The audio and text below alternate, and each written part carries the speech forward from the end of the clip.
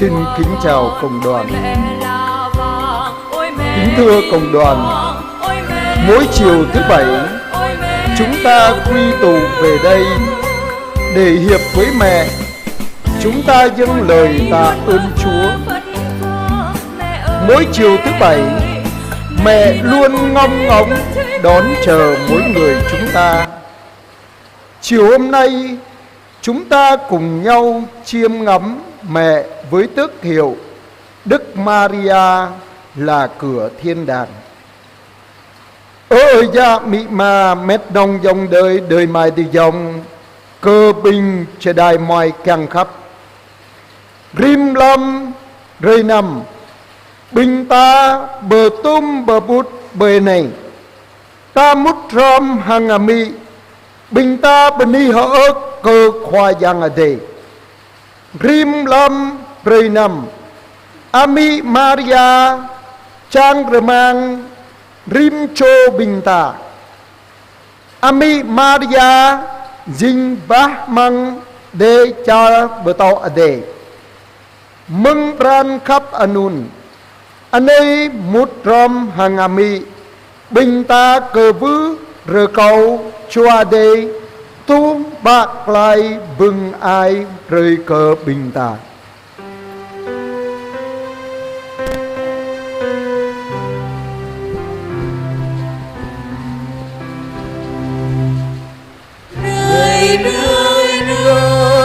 Ôi Chúa Đê rơi ôi Chúa Cristo rơi ở rịp đô trong lon tờ na rơi ở rịp đô ran Chúa bình bơi rơi ở thầu ơi tôi thầu ran ama đây thầu bộ bật lại thầu Giêsu Kitô hòa ơi rơi của Đức Chúa Trời lạy thân khi của chính ngôi lời xin Ngài hãy đến canh tân trần gian xin Ngài hãy đến canh tân lòng con. Lạy Chúa, vì yêu thương nhân loại tội lỗi, Chúa đã xuống trần gian chọn Đức Maria làm mẹ Chúa, để nhờ mẹ và qua mẹ chúng con đón nhận ơn cứu độ. Với tấm lòng con thảo, chúng con khẩn khoản nài xin Chúa tuôn đổ Thánh Thần xuống trên từng người chúng con, để Chúa thánh hóa và biến đổi chúng con trong tình thương của Chúa. Chúng con cầu xin nhờ Đức Giêsu Kitô Chúa chúng con. Amen.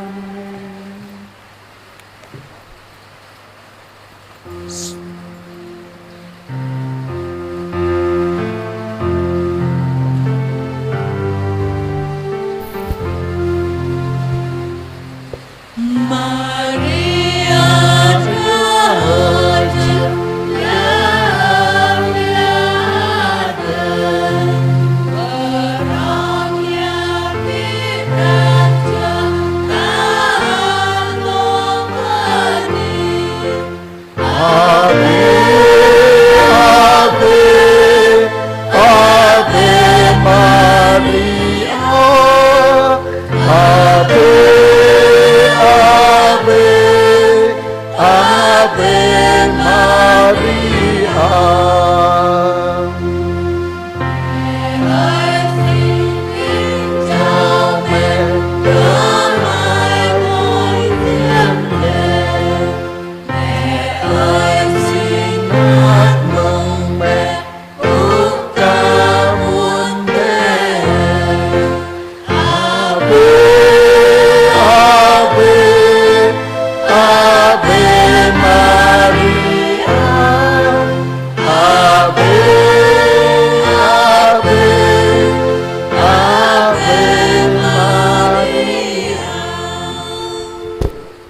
Chúng ta lắng nghe lời Chúa. Hồi ấy, bà Maria lên đường vội vã đi đến miền núi, vào một thành thuộc chi tộc Juda. Bà vào nhà ông Giacaria và chào bà Elizabeth. Bà Elizabeth vừa nghe tiếng bà Maria chào thì đứa con trong bụng nhảy lên, và bà được đầy tràn thánh thần. Bà Elizabeth kêu lớn tiếng và nói rằng: em được chúc phúc hơn mọi người phụ nữ, và người con em đang cưu mang cũng được chúc phúc. Bởi đâu tôi được thân mẫu Chúa tôi đến với tôi thế này? Quả thật, này tai tôi vừa nghe tiếng em chào thì đứa con trong bụng đã nhảy lên vui sướng. Em thật có phúc vì đã tin rằng Chúa sẽ thực hiện những gì người đã nói với em.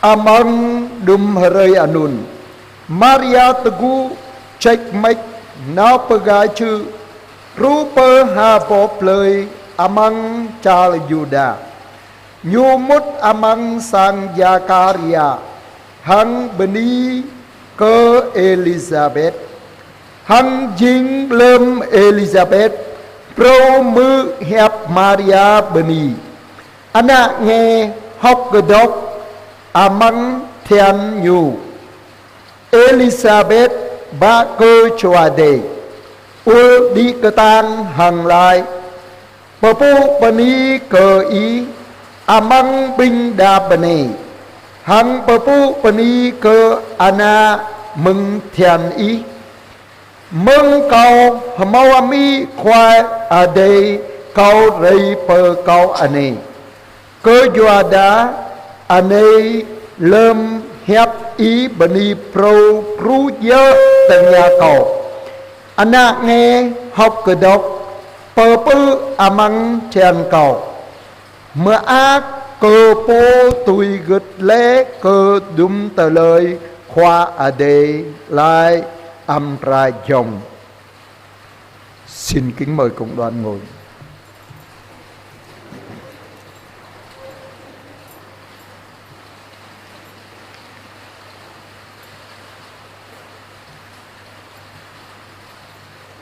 Kính thưa cộng đoàn, Đức Maria là cửa thiên đàng. Quả thực là như thế. Vì mẹ là Eva mới. Eva khi xưa được tạo dựng từ bụi đất nên sống bởi địa khí, đã nghe lời dụ dỗ của con rắn, đã hái trái cây sự chết mà ăn.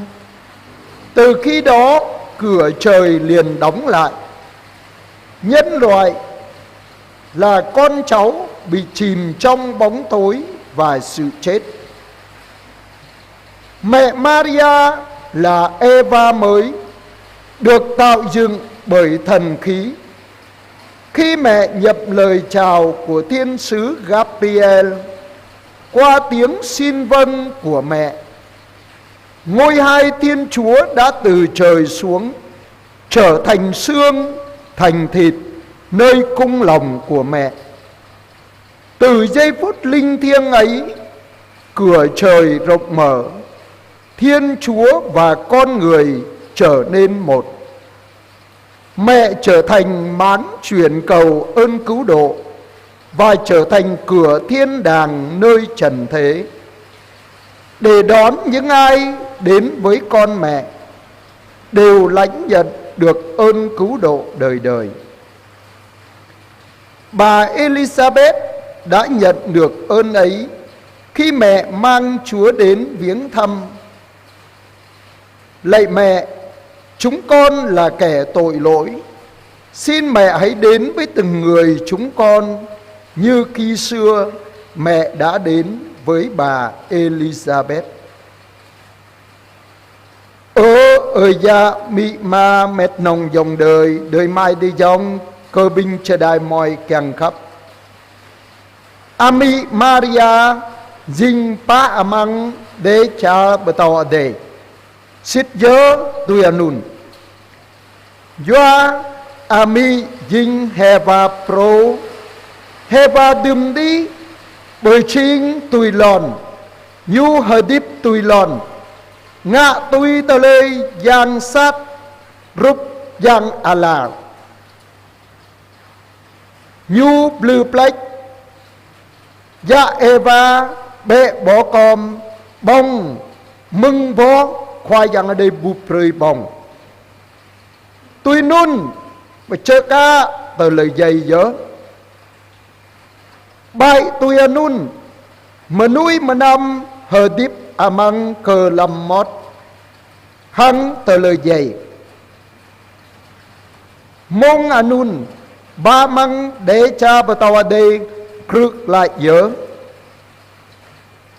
Ami Maria Jing heva pro Tờ bia mừng chua đề Lêm Ami chơ ca tu Bờ thâu mừng giang hem Gabriel Mừng pran loa gu tu hẹp Ana khoa đê run rây Sinh ana menui bơi thiên Ami Maria Mừng minit linh lang anun Bah măng đế cha bà tàu đê bốc rơi dớ Khoa giang đê run rây hằng menui menam Jing hasa Ami Maria Jing anoya Bưng sông bậc lái Hằng Jing pa măng Đế cha bà tòa đê bơi lòn tờ ná Rơi phổ lời tờ kỳ bờ mị Chơ ca tu bưng bậc lái lòng là rồi Tùy anun Mùng này cơ binh ta mút râm Ta đố Gơ cao ama đề Hăng mút râm ami Ta bơ ư bang cơ bà Hoa giang đề Ta lời tui học mà ác Hăng bơ ư bà an cơ hoa giang đề Lô bố bố bậc lái cơ binh ta Rồi câu cơ binh ta gu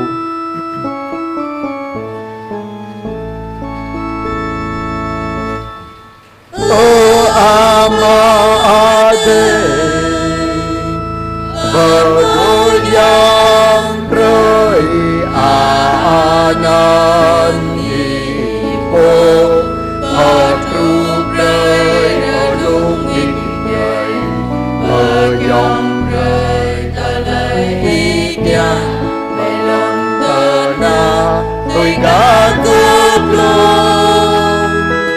Nó bông hoa linh rơi Rơi đủ rơi an ấy Ta biết đến ta lời gió mời Tôi đang mời bạc rơi mất Cơ bình hồ gió ăn mời Năm đôi mời lơ vùng măng tờ đầy lòng Sông bạc lại mời mừng giang son Hốc mát bê đi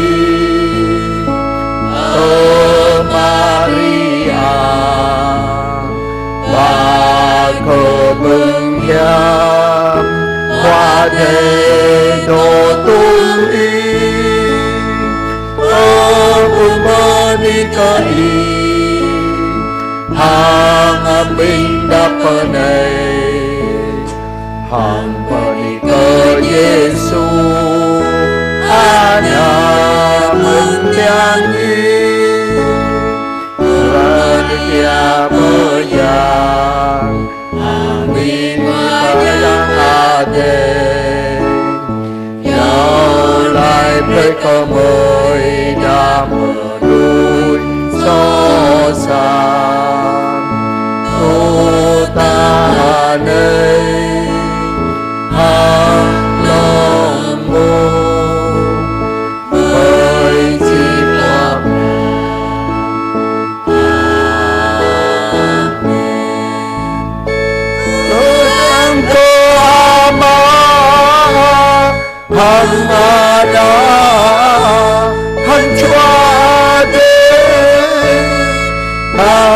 lunga Duna này Dù ra đục ra noa Long la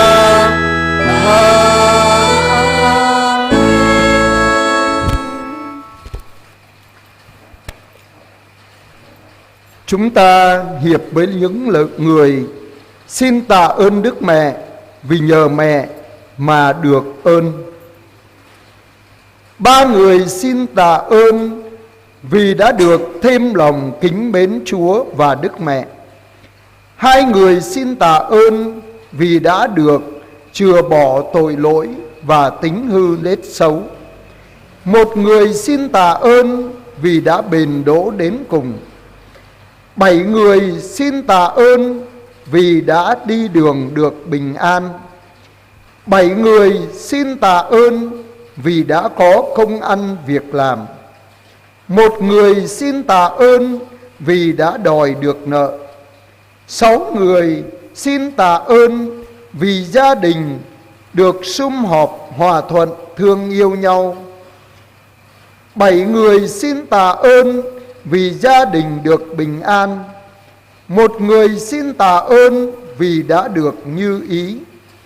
3 người xin tạ ơn vì con cái ngoan ngoãn học hành tấn tới thi đậu. 4 người xin tạ ơn vì đã khỏi ốm đau bệnh tật. 3 người xin tạ ơn vì đã cầu cho các linh hồn. 1 người xin tạ ơn vì đã được thánh hóa bản thân, cải thiện đời sống. 3 người xin tạ ơn vì đã được ơn cứu giúp trong cơn gian nan khốn khó. 3 người xin tạ ơn vì đã được bình an trong tâm hồn và trong cuộc sống. 1 người xin tạ ơn vì đã được sinh nở bình an. 1 người xin tạ ơn vì đã có con cái.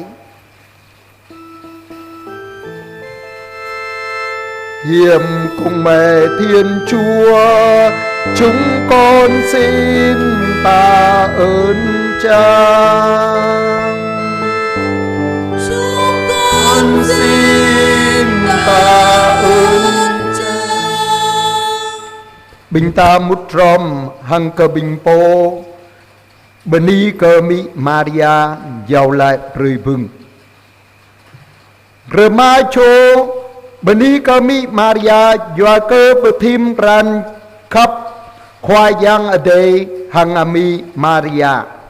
Sai chô Beni cờ mỹ Maria dọa cơ thầu mư hẹp khoa giang ở đây. Sai chô Beni cờ mỹ Maria dọa cơ bây giờ ta lời hadip amang loa Roa bờ com rơi trần. Sai chô Beni kami Maria doa cơ lui ta lê so hằng cơ núi Sapram. Sai chô Beni kami Maria hợp lóc đoại lại hằng khoa giang ở đây. Lưu chô Beni kami Maria doa cơ nào amang chalan renuk renua. Klau chô Beni kami Maria doa cơ mau pra noa. Sai chô Beni kami Maria doa cơ tanh kla abi hanu. Doa chô Beni kami Maria doa cơ sangano renuk renoa. Sai chô Beni kami Maria doa cơ ana sang hakram di tui peklong jingkruh. 5 chô Beni kami Maria doa cơ klem pra noa. Sai chô Beni kami Maria doa cơ giàu lại prơi cơ bình bengat choa. Pa chô Beni kami Maria doa cơ gum cheru lem tenap tenong. Klau chô Beni kami Maria doa cơ mau vưng mau anak ba. Hiệp cùng mẹ Thiên Chúa, chúng con xin tạ ơn Cha. Chúng con xin tạ ơn Cha.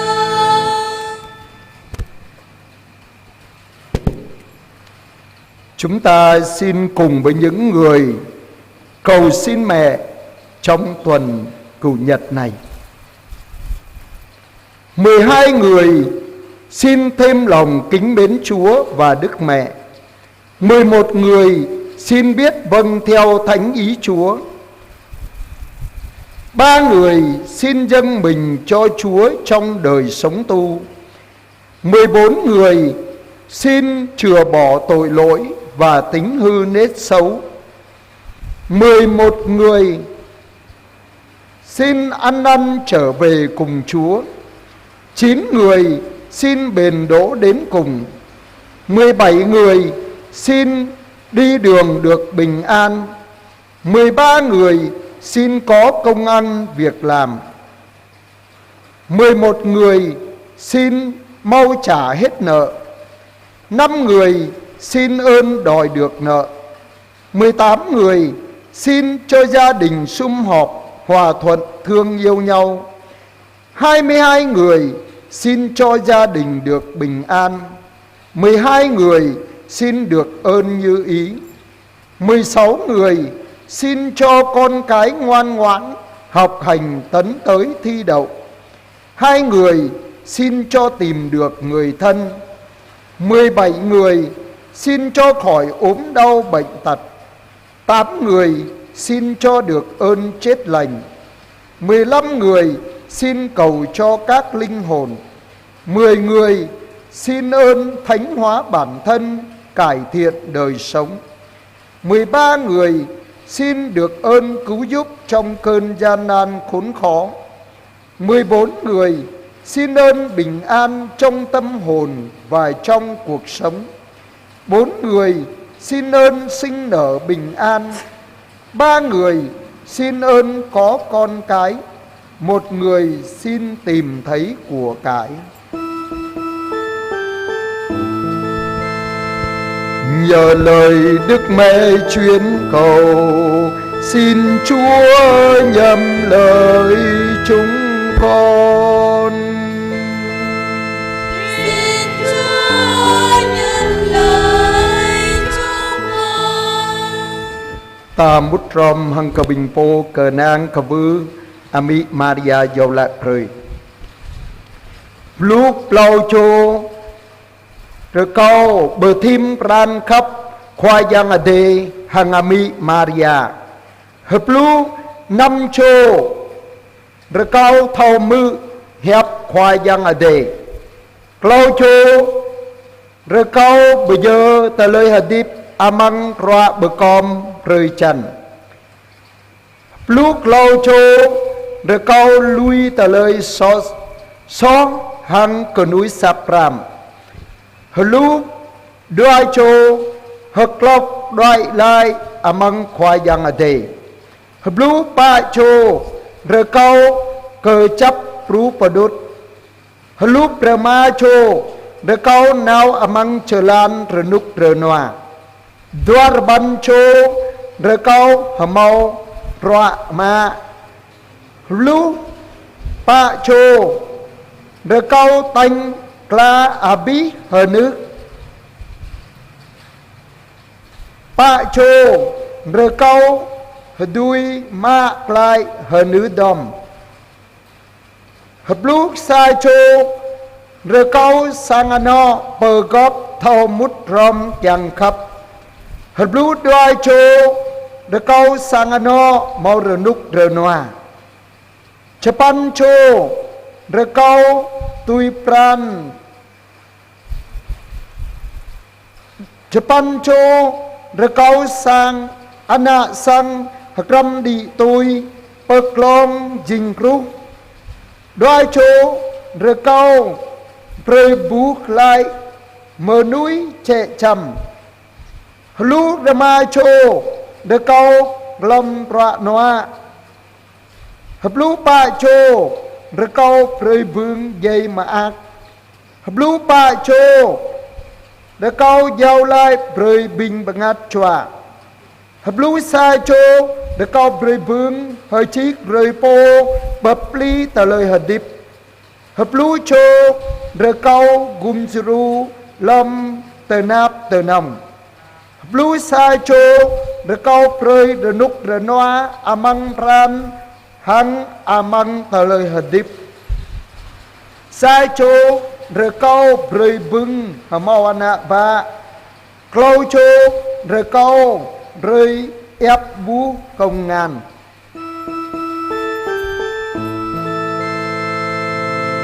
Nhờ lời Đức Mẹ chuyên cầu, xin Chúa nhầm lời chúng con.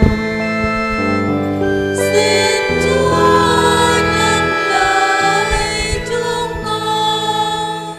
Hằng rim chô cơ bình ta, tạng mâu ta lời bốc lô ta lời ta nắp ta nông. Mùng này ta ngút râm hằng khul ta bây giờ ta lời bờ Nga đọ mang ngan bờ Nga đọ mang pran khắp ta để chăng bây giờ mi để cầu ami giàu lại rơi cơ bình ta. Giờ này chúng ta mỗi người cũng có rất nhiều những nỗi niềm vui buồn sướng khổ ở trong cuộc đời. Chúng ta hãy cùng với cộng đoàn, với những đóa hoa tươi thắm ở trong tay của chúng ta và với những đóa hoa lòng của chúng ta, để chúng ta dâng lên mẹ, để xin mẹ cầu thay nguyện giúp, nâng đỡ và ban nhiều ơn cho từng người chúng ta.